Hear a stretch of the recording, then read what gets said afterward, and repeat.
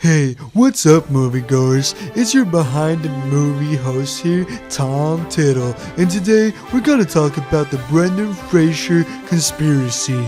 Let's get at it, folks.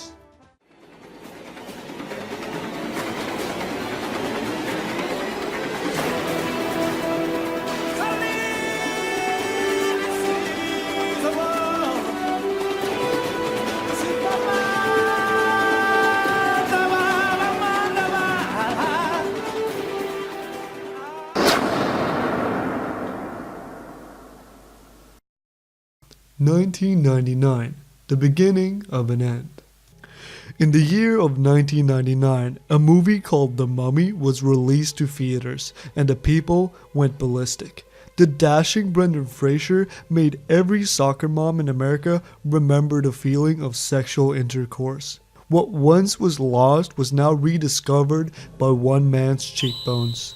The movie was wild, jokes, spooky dead people, and romance. It was a triple threat, and our man Brendan had a bright future ahead of him. But it wasn't all sunshine and daisies for everyone in Hollywood. Tom Cruise, a struggling actor, had just released two bombs. Eyes Wide Shut, a total snooze-fest erotica by some small-time director called Stanley Lubricant, and Magnolia, an epic mosaic of interrelated characters in search of love, forgiveness, and meaning in the San Fernando Valley. Come on, could you be more wishy-washy, dude? Fucking incomprehensible. But anyways, the story continues. Lurking in the shadow of Brendan, Tom Cruise started to grow jealous, and it wasn't like a cutesy anime thing, it was malicious. But the next year, Tom Cruise got the call to be the antagonist in The Mummy Returns, and things were looking up, and the feelings towards Brendan seemed to disappear. 2000. Everything that seems bright carries a shadow. In the year of 2000, the recording of the movie had ensued, and Tom and Brendan were getting through the scenes and everyone was feeling the love. Fist bumping hello in the morning of every shoot and taking bumps of the cocaina in Tom's trailer. You could say they were thick as thieves. But then the meeting of doom came. The CGI team had requested a meeting with Tom about one of his upcoming scenes. The scene we all know where Rick O'Connell squares off with the Mummy and the Scorpion King. Tom had done this running sequence that he for some reason insists that he has to do. But at the meeting, the CGI team told him that it couldn't be done. The movement of his arms when he's running does not fit in with his scorpion claws, and after a fiery meeting of back and forths, Tom Cruise was ultimately fired from the movie.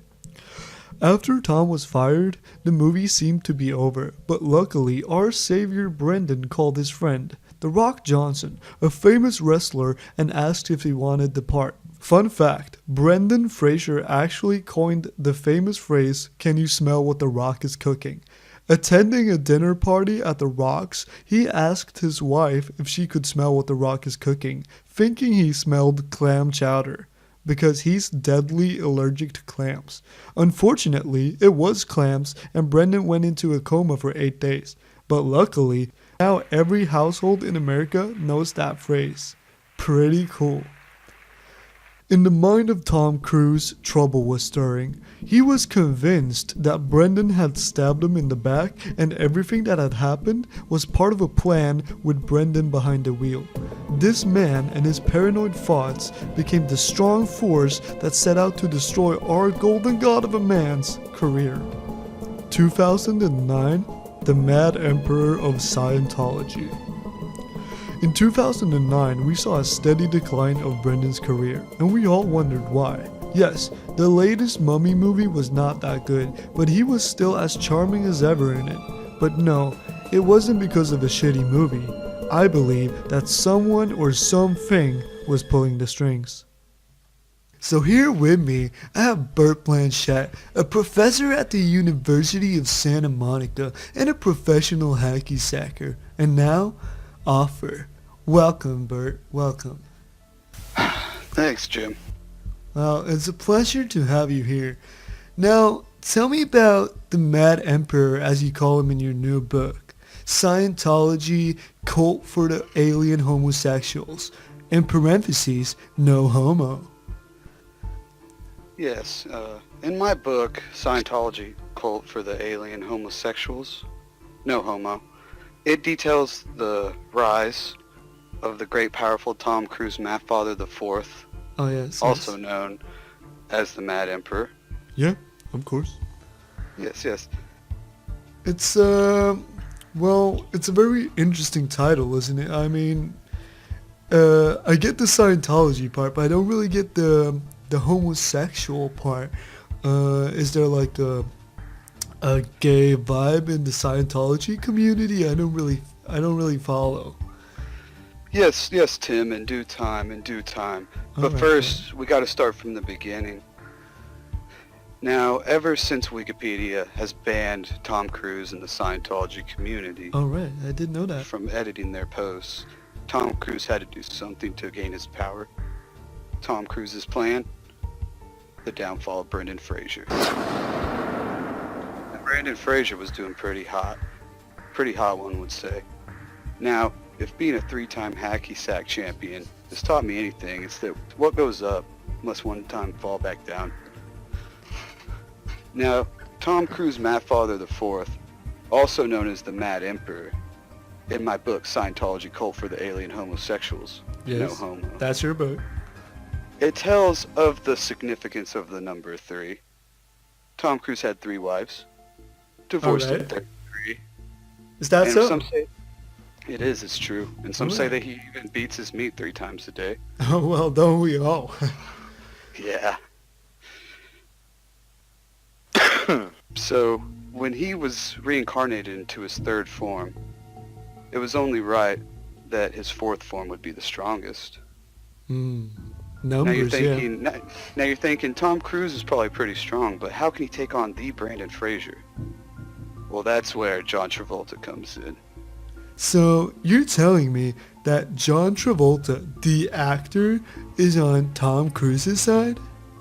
Not only that, John, but in my book, Scientology Cult for the Alien Homosexuals, no homo, it implies that they are not only in cahoots, but also have a homosexual relationship, no homo. So, you could say that John Travolta, the actor, and Tom Cruise are like in love?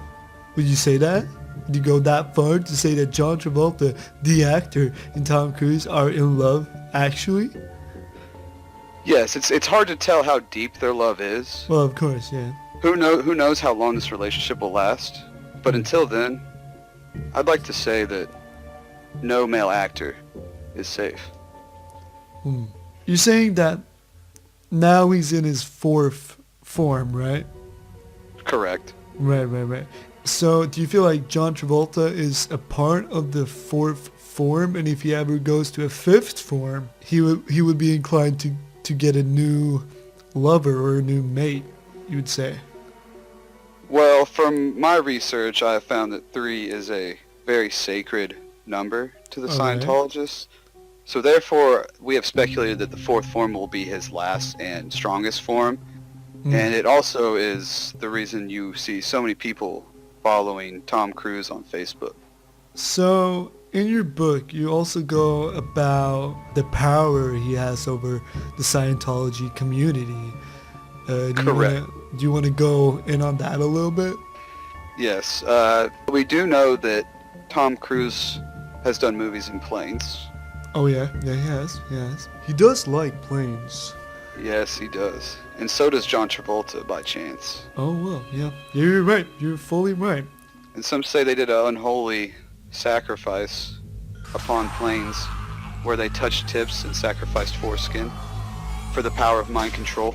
So you're telling me that John Travolta, again, the actor, and Tom Cruise were having some secret tip-touching times, or for short, TTTs, together, Yes, that is correct.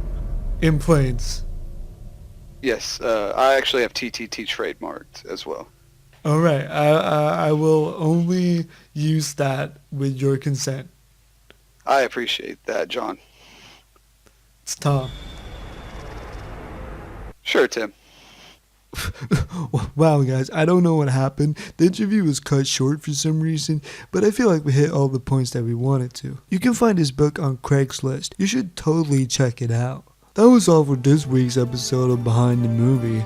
Hopefully sometime we will get to the bottom of this conspiracy, but for now, stay safe and watch out for the Scientology minions. Tom Till out.